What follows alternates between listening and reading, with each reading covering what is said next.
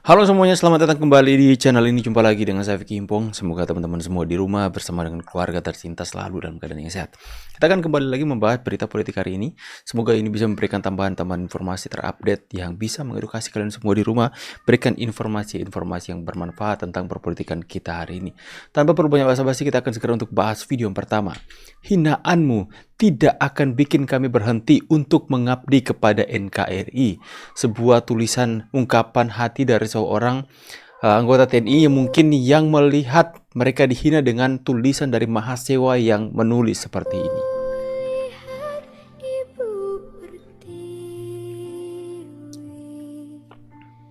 Kami tetap berada di sini, menjalankan tugas di garis depan. Bukan untuk kepentingan pribadi, bukan untuk politik, tapi untuk negeri ini. Dari pagi hingga malam, dari panas terik hingga hujan, kami terus bergerak. Kami tak pernah bertanya siapa yang mendukung atau menentang kami. Yang kami tahu, negara ini harus tetap aman. Masyarakat... Ya, sehina itu para anggota TNI di mata para mahasiswa yang mendemo hari ini. Tapi mereka nggak peduli dengan hinaan itu. Mereka tetap mempertaruhkan nyawa mereka untuk menjaga keamanan dan kenyamanan para mahasiswa-mahasiswa tersebut.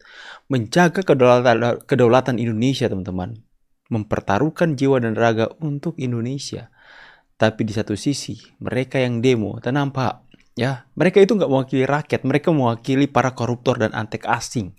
Mereka itu hanya bergerak sesuai dengan komplotan kelompok-kelompok yang ingin memecah belah bangsa. Rakyat bersamamu, Pak. Terus berjuang untuk Indonesia. Maaf, ada pengamat ternyata adalah musuh negara.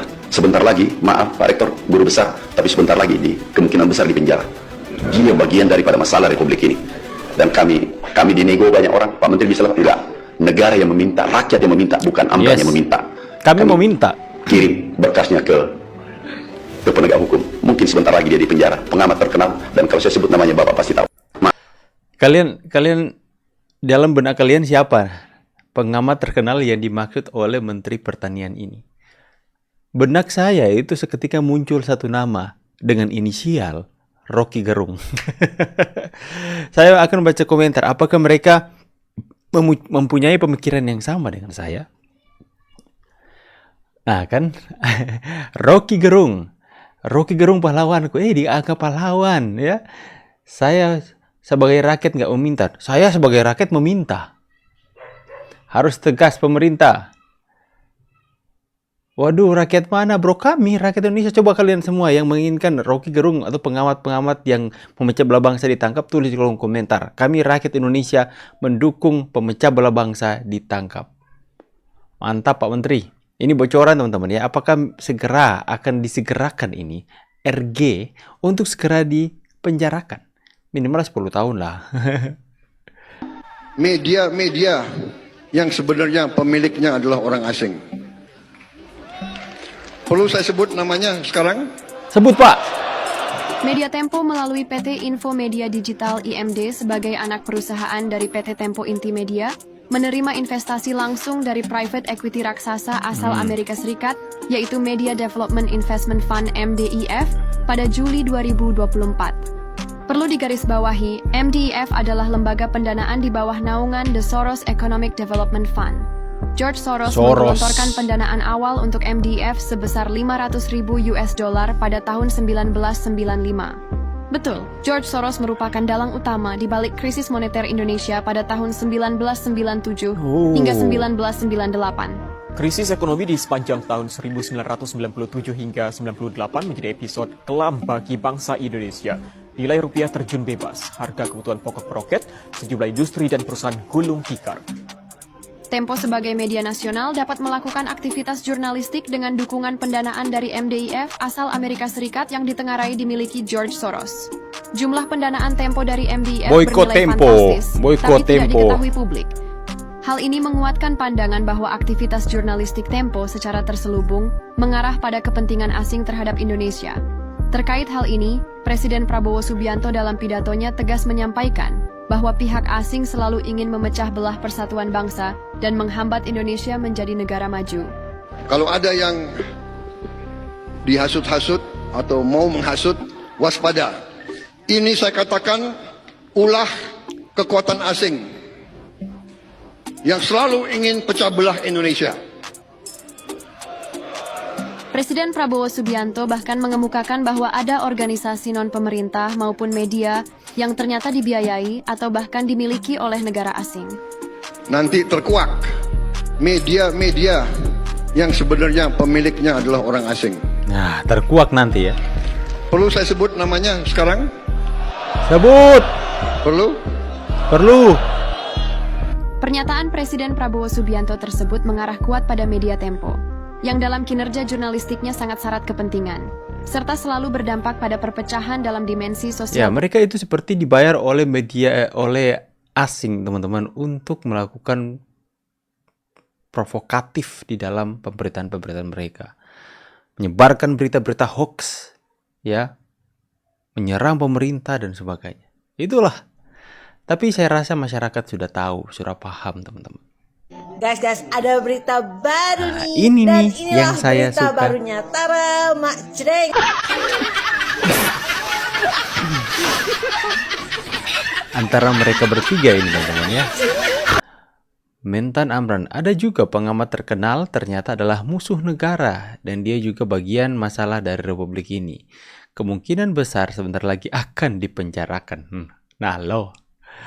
Antara tiga ini, mana yang paling ingin kalian untuk dipenjara? Kalian paling ingin untuk dipenjarakan? Yang mana? Apakah Rocky Gerung? Refli Harun? Ya, kayak pertanyaan aja ya. A. Rocky Gerung. B. Refli Harun. C. Said Didu. Tulis di kolom komentar mana yang kalian paling inginkan untuk dijebloskan ke penjara, teman-teman. Ini dia ya, Soros dan Indonesia. Luar negeri lagi-lagi ingin mengacaukan kedaulatan kita. George Biar paham, Soros, teman-teman, ya. miliarder globalis yang disebut filantrop, ternyata menyusup lewat pendanaan media dan LSM untuk pengaruhi opini publik Indonesia.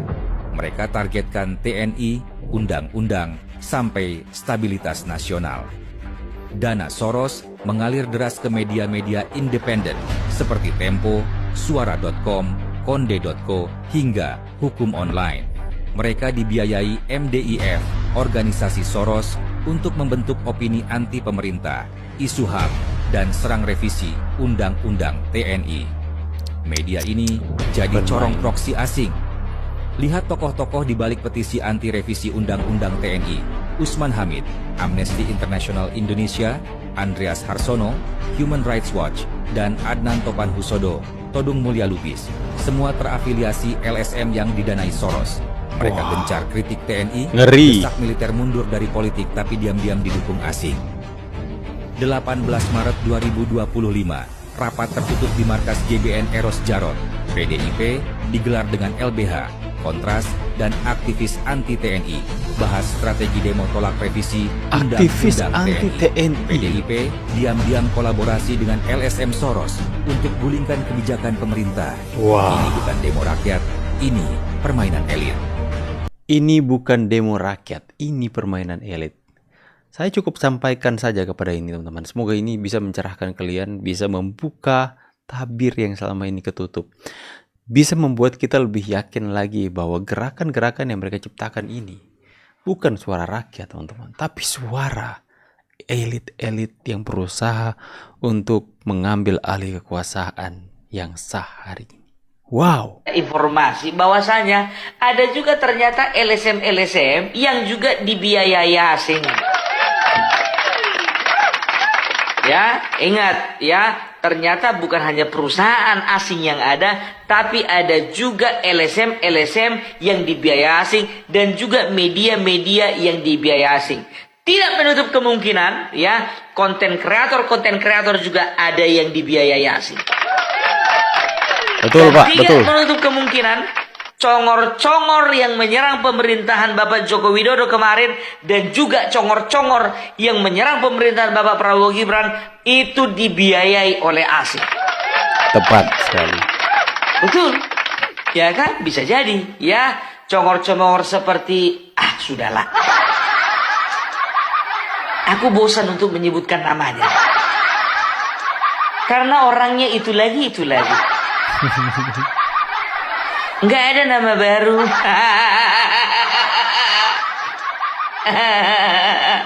Rocky Gorong-Gorong. Aku sudah ada di pikiran Iya kan? Rocky Replika Gorong-Gorong. drum. Replika drone. Terus pisang asegap. Pisang. Setelah itu Said Dadu. Said Dadu. Said Gaduh, Pak. Setelah itu Abraham Tomat. Koni. Setelah itu siapa lagi ya? Banyak lah sebetulnya ya kan. Nama-nama berikut ini maaf ya kalau ada kemiripan nama. Koni Hattori. Biar aman. Mau dipanggil Oke teman-teman ya. Semoga video atau pemberitaan yang saya sampaikan ini lebih mencerahkan kita, memastikan kita semua bahwa gerakan-gerakan yang mereka pertunjukkan hari ini adalah upaya-upaya kelompok-kelompok yang ingin menggulingkan pemerintahan hari ini. Karena apa? Karena Indonesia sudah menjadi ancaman bagi mereka. Indonesia akan memaksimalkan semua potensi yang ada dalam negeri kita. Yang itu akan membuat perekonomian di negara luar sana terhambat, teman-teman. Yang positifnya, kita yang akan menjadi negara besar, maju perekonomiannya. Makanya mereka melakukan segala macam upaya dengan provokasi, membayar media, membayar LSM. Untuk apa? Untuk menahan laju pergerakan Prabowo Subianto dengan pemerintahan hari ini untuk membawa Indonesia menjadi maju. Akan tapi hal itu sudah disadari oleh Pak Prabowo. Makanya dia mengatakan, jika kalian melihat ada penghasutan, ada keributan, itu adalah kekuatan asing untuk menekan Indonesia. Karena perlawanan kekuatan asing itu sudah terlihat sejak zaman Pak Jokowi ketika kebijakan ekspor nikel dihentikan. Digugat di Uni Eropa. Mereka mendikte apa yang kita punya. Makanya Pak Jokowi terus melawan. Dan hari ini Pak Prabowo meneruskan cita-cita itu. Mereka berusaha menggulingkan. Mereka bawa tuh isu-isu undang-undang TNI. Mahasiswa menjadi alat mereka. Menjadi pion-pion mereka untuk membuat seolah-olah Indonesia dalam keadaan kacau. Padahal mereka dengan agenda-agenda mereka ingin menggulingkan Pak Prabowo. Dan perlahan-lahan mulai terbongkar, teman-teman. Perlahan-lahan tabir yang tertutup, mereka yang selama ini sok paling benar mewakili rakyat, ternyata mereka mewakili setiap agenda-agenda asing untuk membuat Indonesia terpecah belah. Semoga ini bisa memberikan informasi kepada kalian semua. Saya tidak mengatakan ini adalah fakta, tapi kemungkinan besar itu bisa terjadi, teman-teman. Bagaimana pendapat kalian? Saya pamit dulu. See you on the next video and God bless. Bye.